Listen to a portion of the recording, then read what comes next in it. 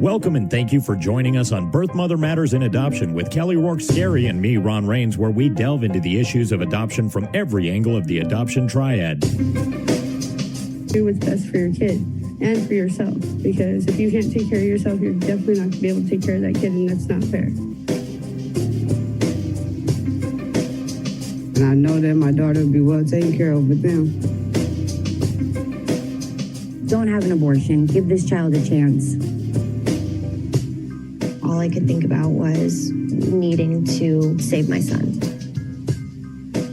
My name is Kelly Rourke-Scary. I am the Executive Director, President, and co-founder of Building Arizona Families Adoption Agency, the Donna K. Evans Foundation, and creator of the You Before Me campaign. I have a bachelor's degree in family studies and human development and a master's degree in education with an emphasis in school counseling. I was adopted at the age of 3 days, born to a teen birth mother, raised in a closed adoption, and reunited with my birth mother in 2007. I have worked in the adoption field for over 15 years. And I'm Ron Rains. I've worked in radio since 1999. I was the co-host of 2 successful morning shows in Prescott, Arizona. Now I work for my wife, who's an adoption attorney, and I'm able to combine these 2 great passions and share them on this podcast.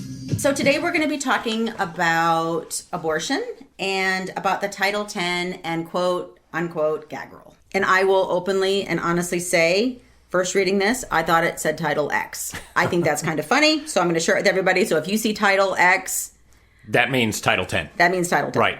So if you hear, like on a radio show or on the news or whatever, somebody say Title X, that also means Title X if you read it.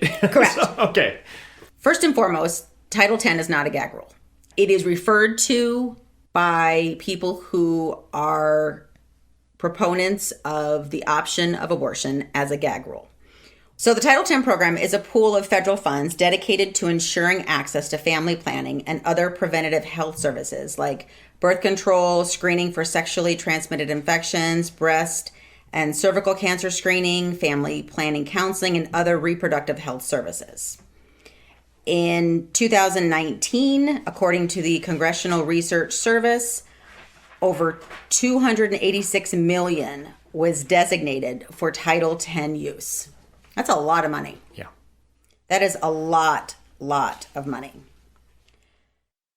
So the amount of money, the $286.5 million, which is down from $317.5 million in 2010, these funds are not to be used for abortion services. Okay.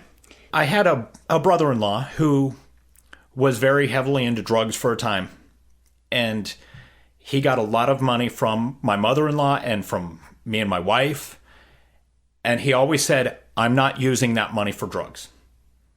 And he wasn't, technically speaking. He was getting that money and paying for other things so that the money that he had at the time he could use on drugs. So essentially it was being used for drugs. And when you say, oh, well, they're not putting this money towards abortions, but they're putting it towards other things so that they can fund abortions with, their quote unquote other money. Money laundering in some aspects? I think it is. I think it is. So this is where I think that this podcast can help educate and shed light, because this is a little confusing. When you're reading through the data and you're trying to understand, it is important to note what is factual and true versus what is not. Mm-hmm. Clinics in the United States that provide family planning can apply for these Title X grants, which allow them to offer services to patients on a sliding income-based scale. Okay. In 2017, 3.6 million people were financially assisted by Title X subsidies. So that is a lot of people receiving a lot of these grants. A total of 4 million Americans obtained services at clinics receiving Title X grants. This number is higher than the number who receive subsidies because people with Medicaid and other forms of public and private insurance also visit Title X clinics. This funding source is geared to help for family planning services. Mm-hmm. I think any Joe the plumber, anybody on the street would state that an abortion would not fall under the category of family planning. Right. You almost laughed at that. The look on your face was like... Well, duh. Yeah. Totally Okay. appropriate. Yeah, right. Absolutely. This this rule that they're talking about is not gagging anybody. I want to say that again. The rule that President Trump has enforced is that there is financial and physical separation between facilities or programs that provide any kind of health service using Title X funds and those that provide abortions. So what they're saying, and a way to explain this, is if you are a physical therapist and you have a doctorate degree and you want x-rays on your leg, they don't want you to have an x-ray facility at your location. On the premises. Correct. That you can just have your patient. So it's like fishing in a koi pond, as we've used that term before. It's like there's a little pond with a lot of fish. So as your clients come in, oh, you need an x-ray. Let me go ahead and get funds from you here. So in order to prevent that from happening, that is what this rule that President Trump has enforced is to do. The rule does state that providers are allowed to give abortion referrals in cases of medical emergencies. So there is a caveat. Right. When it's the mother's health that is at risk, like physical health. Correct. Okay. So the reason there's this uproar over this rule is because it is forcing providers to either stop providing abortions or stop receiving services. And stop receiving services. Funds, So right. funds, right. I'm sorry, yeah. Let's go back. Okay, so if they receive Title X funds, they cannot provide or refer for abortions. Right. If they take, because it's meant for family planning, and again, as we stated, It's not really, it's Abortion's kind of the not- opposite of family Correct. planning. unplanning. Right. On August 19th, 2019, all Title X grantees were required to certify their good faith intent to comply with President Trump's administration's, in parentheticals, gag rule, which, again, it's not a gag rule. It's not preventing a nifty them. name for them to make it sound really bad, right? Yes. So this good faith intent basically has mandated that providers have to cease and desist with referrals to abortions or provide them on their facility. That's correct. Okay. The new rule admits that both the Title X program and Congress agree that the information and discussion between any healthcare provider and patient is counseling as long as it is non-directive. So what they're saying is that they want patients to have all the information, but they don't want them to refer them. So in other words, does this mean that they can never say the word abortion? No, it doesn't. It just means that they can't say, okay, so you want to get an abortion, let me go ahead and write up a script so you can get the medical pill and move on with your life and not think about this anymore. And they cannot do that. They can't encourage it, essentially. That is correct. And they can't recommend it. Okay. So the questions that derives is abortion actually family planning if it is after the pregnancy has started? My inclination and answer would be no. Is no. Do the restrictions placed on Title X intend to define abortion not as family planning, but as pregnancy termination? Again, we're playing Scrabble with words. We're not... It's semantics. It is. Tomato, tomato. Like, let's find, a loophole so that we can still receive those funds and still provide... guide you toward abortion. The rule that President Trump enacted permits the patient to ask questions and expects that those questions to be answered. And one thing that I really, really want to put out there is so that everybody understands that Title X only takes abortion out of the umbrella of family planning. It wasn't family planning to begin with. No. So, But I think those who are quote unquote pro-life or pro-abortion, I think they're trying to incrementally... So you mean pro-choice?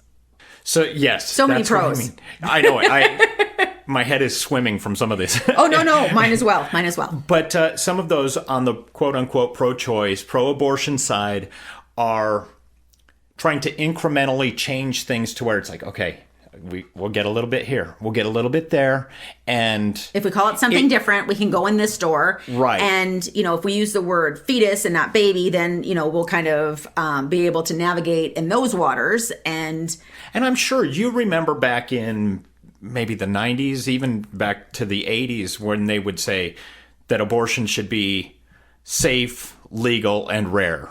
Yes, I do. That line isn't being stated anymore. No. Now it's getting to where it's abortion on demand. No, and I remember when I was in college, we used to have a lot of pro-life people with signs of babies that had been aborted, and they would hold up the signs. And this was really common. And the pro-choice side was horrified and thought, we don't want to see those. You need to take those down. Those are offensive to you look at. You can't have your freedom of speech to show that because it's in a public square. Right. And people might choose against abortion. Right. Who knows? Because it's, again, education. One big question that kind of arrives on the heels of all this is Planned Parenthood is the biggest entity for providing abortions. And since this rule brought in by President Trump, Planned Parenthood has discontinued receiving the Title X funding. Voluntarily, is that correct? Voluntarily, that is correct. And so that's huge. Planned Parenthood stated in their report it served about 40% of patients, many of them African American and Hispanic, and they absolutely withdrew because they want the right to continue to be able to provide abortions on site and correct. Direct people toward that. That is correct. It kind of shows where their heads are at, what their priorities are. It's not getting this money to help people who are lower income and poor. It's we're here to provide abortions whenever and wherever we can. There's been a lot of debate. I know the movie Unplanned came out, and I know we both talked about that in a previous podcast as well. I'm not endorsing anything that was said in the movie or not endorsing it. I'm just saying that it really sheds a lot of light on what may be. I think it's the safest way to say that. Planned Parenthood is stating that it will continue to participate in Medicaid, the federal health coverage program for low-income Americans. That is Planned Parenthood's biggest source of government funding, which is about $400 million or more annually in recent years. Again, I'm kind of speechless in this because I think when the government is saying, I want to protect the interests of those that don't have a voice, meaning the babies, the unborn babies, and this enormous, gigantic entity is stating that if they don't have the right and the ability to continue to provide a service that is in direct contradiction from what our president is stating, that they will no longer be receive these funds. The White House released a statement back in May of 2018 for this proposal, and obviously it did go through. I think that as we go, further into 2020, and as we see, there's lots of changes in the abortion world right now. There's lots of new laws that are being proposed, and there's pending hearings. Yeah, it seems there's been more activity in the last year or two than there had been in the previous 20 almost. Agreed. Yeah. And I think that we're going to see that more and more. I think this is probably going to be a huge debatable topic, more so than in the past. As the elections get closer and closer, I think that we are really going to go from, the people who are kind of in the closet about where they stand on abortion to they're going to come out and have a voice. I hear the statement over and over again. I'm really not pro-abortion. I just want the women who have been raped or victimized to be able to have an option to not have to carry the pregnancy. Again, when we say that, we are desensitizing ourselves to what we're really talking about. Yeah. I think it's important to recognize and understand, again, we're talking about babies. Human lives. We're not talking about even eagles' eggs. So we have the wherewithal and the compassion and the drive and the stamina and the resources to protect these unborn eagles. But our own children, we don't. As a society, what does that say? As a nation, what are we doing to future generations?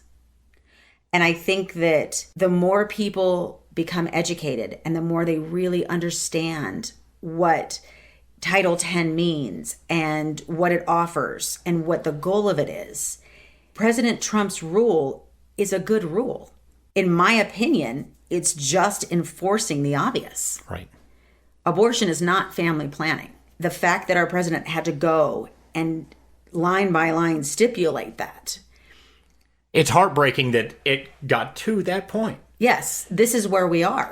And so being that this is where we are, I think my biggest hope and my biggest wish out of this podcast is that people will take what we've said here and start doing their own research and start educating themselves. And find out, is this a gag rule? Right. Are they being stopped from and saying educate things? those around you. Right. Educate when somebody comes up and says, hey, I'm pro-choice or I'm this or I'm that, talk to them. Ask them why. Ask them, have they ever talked with somebody who's had an abortion? Have they ever had one themselves? Again, we don't judge at all. We want to prevent them from happening now. We can't do anything about the past. No. But we can do something now. And that's what our goal is and always has been. Going from here, I really hope that we can make a difference, and every person that becomes more educated is one more person less likely to have an abortion and one more baby to have a life. We have a pregnancy crisis hotline available 24/7 by phone or text at 623-695-4112, or you can call our toll-free number 1-800-340-9665. We can make an immediate appointment with you to get you to a safe place, provide food and clothing, and started on creating an Arizona adoption plan or give you more information. You can check out our blogs on our website at azpregnancyhelp.com. Thank you for joining us on Birth, Mother Matters, and Adoption, written and produced by Kelly Rourke Scary and edited by me, Ron Rains. If you enjoy this podcast, rate and review us wherever you listen to podcasts. And as always, thanks to Grapes for letting us use their song I Don't Know as our theme song. Join us next time for Birth, Mother Matters, and Adoption. For Kelly Rourke Scary, I'm Ron Rains, and we'll see you then.